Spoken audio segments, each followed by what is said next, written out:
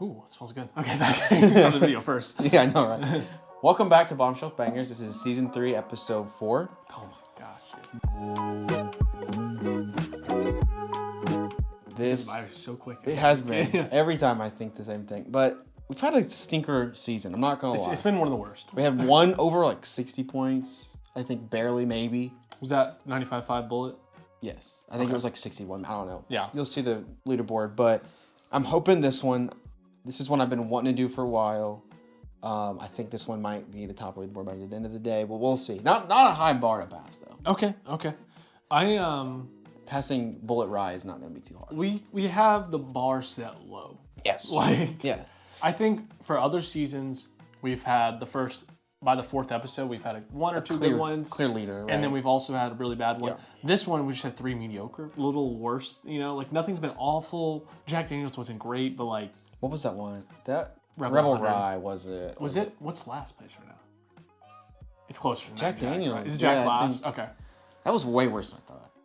That That needs to be poured up in the sink. I was really hoping it would be. I was like, this is one of the most sold bottles of whiskey every year. It's got to be like top 3, right? I would have to. Probably. Yeah, American whiskey for sure. Okay, so this is the one that Jared poured for me. I have no clue what this is. Right off the nose, though, it smells very familiar. And it smells very fruity. Apples. Yeah, you do get some apples there. I think applesauce, especially. I think some like Jolly Rancher. Yeah. Really sweet. Really, really sweet green apple. Overly sweet yeah. Jolly Ranchers, yeah. Nothing bad, though. Definitely not high proof or anything. That's pretty much given. Like Yeah. the odds of that are really low. Just low. But if it did, it wouldn't be good. It'd be in a bad way, I think. But there's no really ethanol comes off of that at all, right? Like, I don't. It's almost I get a light baking spice, but it's almost more like just a really sugar, like granulated sugars, kind of confectioner sugar. It smells like an apple dessert. Dessert, yeah. With the cinnamon. Cinnamon is always with apples. I don't know if you've ever noticed that. Oh, yeah. Any apple dessert is always cinnamon. Best combos ever made. Like, I wonder why we decided that, though. Something I would like to do more. Last night we went to Brazilian Steakhouse, and they had the plantains that are like cinnamon and like baked and stuff. I was like, why don't we pair cinnamon with other fruits? It's always apples and cinnamon. it's always apples and cinnamon. Never bananas. Like, that sounds amazing. That does Which is sound what I good. get for like that Daniel's Rye. It's like bananas and cinnamon. Yeah. Like, it's so baking spicy. Man, that smells really good, though. I mean, for a bottom shelf bottle, you don't really expect it to smell this good because there's no funk on that for me at all. Caramel, a little bit. A little Oh, yeah. spiciness to it. Like caramel, for sure. A little peppery. Caramel apples. Really smooth. Yeah. I love the mouth. That's a really That's good a good mouthfeel. mouthfeel. That is good. Especially if like this is your first pour, like your starting pour, just kind of acclimate you just to alcohol. It has a good texture to it, too. Like, it's it's velvety Yes, almost. yes. Yeah. It literally just like silk. So many bottom shelf products go the opposite way, where it's like an oily taste. That's like my thing with Benchmark is that's how I can almost always tell if it's Benchmark is that palate is just so oily. Like, it's like slick. It's not good. Like, it's really weird. Yep. It tastes like just like what I would imagine motor oil just going down. Like, it's terrible. This though is really soft, but like velvety is the best word I can describe it. Velvety, It kind of like coats the whole silky, mouth, right? smooth, Like, it's yeah. so good. And the nose is just getting better as this has opened up for me. Yeah, it's pretty good. I think this might be the first bottle on bottom shelf that has nothing bad about it. Yeah. The finish, like if I had to be extremely picky, maybe a little light, but for what it is, I don't think it needs to be long. Finish is a little light, and the flavors, they're good. They're just not like super bold. Yeah, some of them are. We've had some better bottles that are just like overwhelmingly flavorful. This one's just very subdued. It's very classic bourbon. It's it's very Like, classic. This is a great cocktail bourbon. The quintessential. Quintessential bourbon right here. I think you would agree when you see the bottle, so. Okay, I got. Let's give it a rating first. Yeah. This is gonna be such a hard whiskey to rank for me. Yes. Because it's not spectacular. It's not. It is not the best thing we've had. However, I don't think this would ever be a bad pour. No, and so far this season we've had a bunch of things that there's something Yes, like. true. I would drink this any given day. If anyone poured me this for the house, at a bar, whatever, I'd be completely happy to move on. Like, that's what it is. And if under $30, it's a pretty good bottle. That's kind of what you're looking for if you're buying a $30 bottle. This is something that you're always going to want stocked on your shelf. Yeah. You're always going to want to pour for people. Safe, very safe. Yeah, that's a great way to describe it. I'm gonna go 39.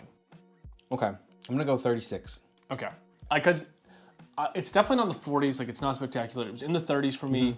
It was above 35 because it's better than good. Yeah.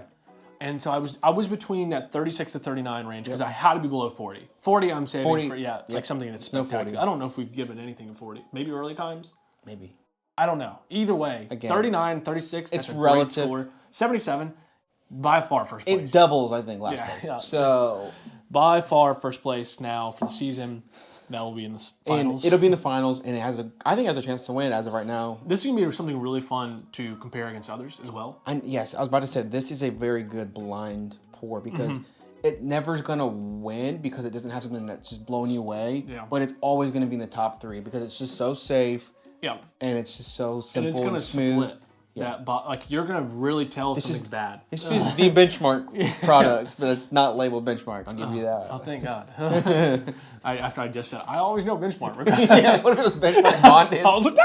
I pulled one over on you. Okay. Maybe you're April Fools or something. Oh, please don't. Proof, is it 90 proofer? It's a 90 proofer. Yeah, that seems like a classic 90 proofer. Definitely legacy. I get fruitiness. Is it something from Buffalo Trace? Is it Buffalo Trace? Okay. Yeah, I knew you'd get it instantly. Yeah, that's as soon as I smelled that, It smells like Buffalo Trace. Yeah, it's so much. I was like, grapes, like Grapes? apples, cinnamon, grapes. Like that's 90 proof, sugar, brown sugar. I get lots of brown sugar on that one. That's a great note. I think I always say cinnamon.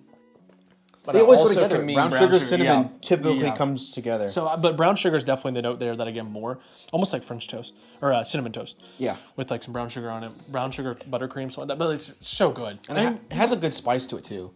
You cannot go wrong with this, right? Oh, no.